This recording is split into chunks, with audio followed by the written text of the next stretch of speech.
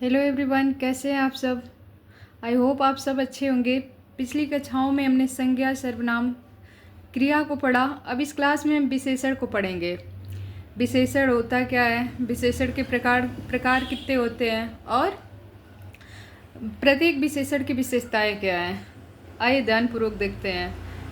विशेषण एडजेक्टिव अर्थात विशेषण कहते किसे हैं, तो संज्ञा या सर्वनाम की विशेषता बताने वाले शब्द को ही हम क्या कहेंगे, विशेषण कहते हैं। जैसे अच्छी लड़की, नई पुस्तक, 3 पेन इत्यादि। अब ये लड़की क्या है, संज्ञा है, इसकी विशेषता बताई जा रही है कि ये अच्छी है। ठीक उसी तरह से पुस्तक भी संज्ञा हो गई, इसकी विशेषता बताई जा रही है कि पुस्तक नई है। पेन की विशेषता ये है कि 3 है।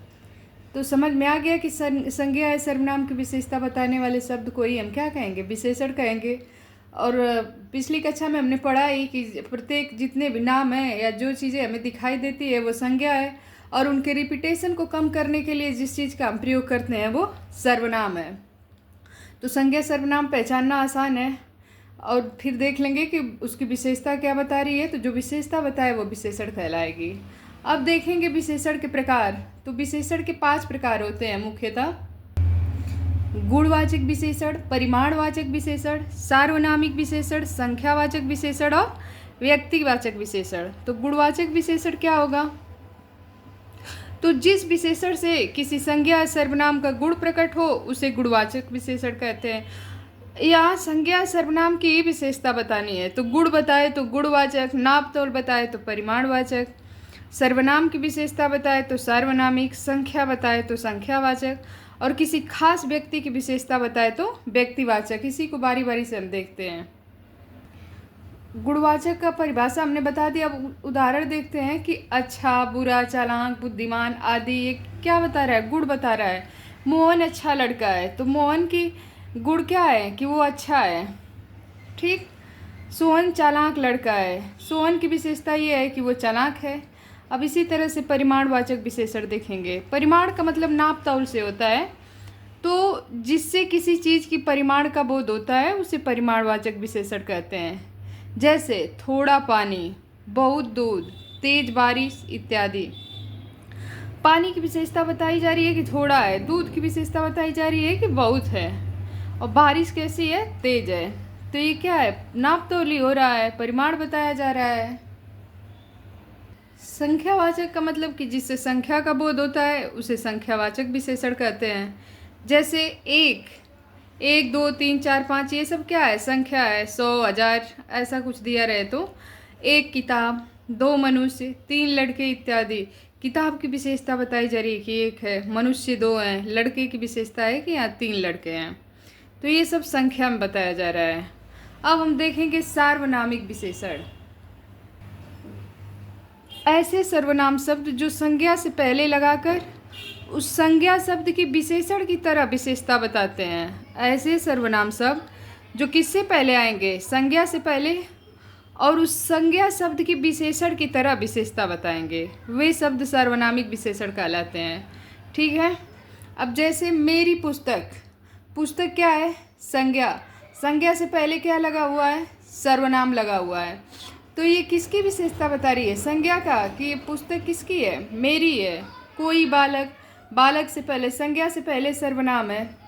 ठीक। किसी का महल, महल से पहले किसी का, कोई, वह, यह, ये सब क्या होता है, सर्वनाम होता है।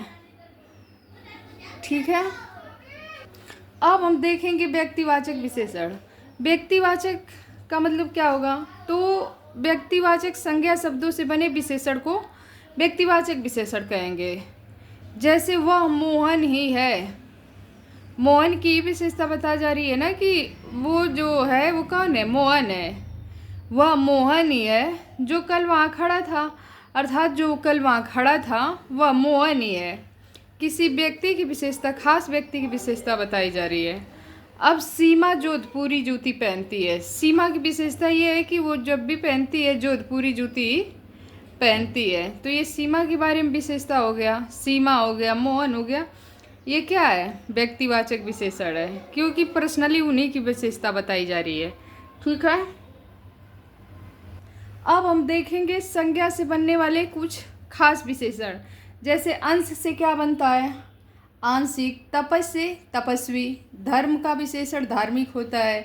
सुख से सुखमय बनेगा। अर्थ से आर्थिक बनता है। रूप का विशेषण रूपक होता है। दीन का दैनिक होता है। गुण का गुणवान होता है। ईर्ष्या का ईर्ष्यालु होता है। अंक का अंकित होता है। तरंग का तरंगित होता है। पंख का पंकिल होगा। समीप का समीपस्थ होगा। उसी तरह से ग्राम का ग्रामीण हो जाएगा। जाति का जाति हो जाएगा।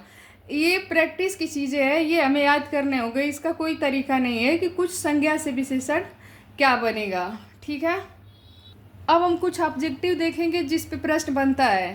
प्रश्न पूछ देगा कि स्वर्ण का विशेषण बताइए। ऑप्शन दे रखा है स्वर्णिम, सोना, स्वर्णकार और स्वर्ण। लेकिन स्वर्ण का क्या विशेषण होगा? स्वर्णिम होगा। ठीक है, उसी तरह से कह रहा है कि दिन का विशेषण क्या होता है, तो ऑप्शन दे रखा है रात, दिवा, दोपहर, दैनिक। दिन का विशेषण दैनिक होगा। प्रश्न ऐसे ही पूछता है। लोक का विशेषण क्या होगा, तो लोकेश, लोकेंद्र, लौकिक, लोकपरक। इसमें से क्या होगा, तो लौकिक होगा। और ये चीज़ें हम कैसे कर पाएंगे?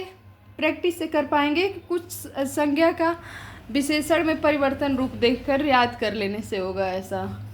ठीक है, इस तरह से विशेषण की क्लास पूरी तरह से ख़त्म हुई। उम्मीद करती हूँ आप सबको समझ में आएगा। अगर समझ में आया हो तो वीडियो को लाइक, शेयर, सब्सक्राइब करना ना भूलें। जय हिंद, वंदे मातरम।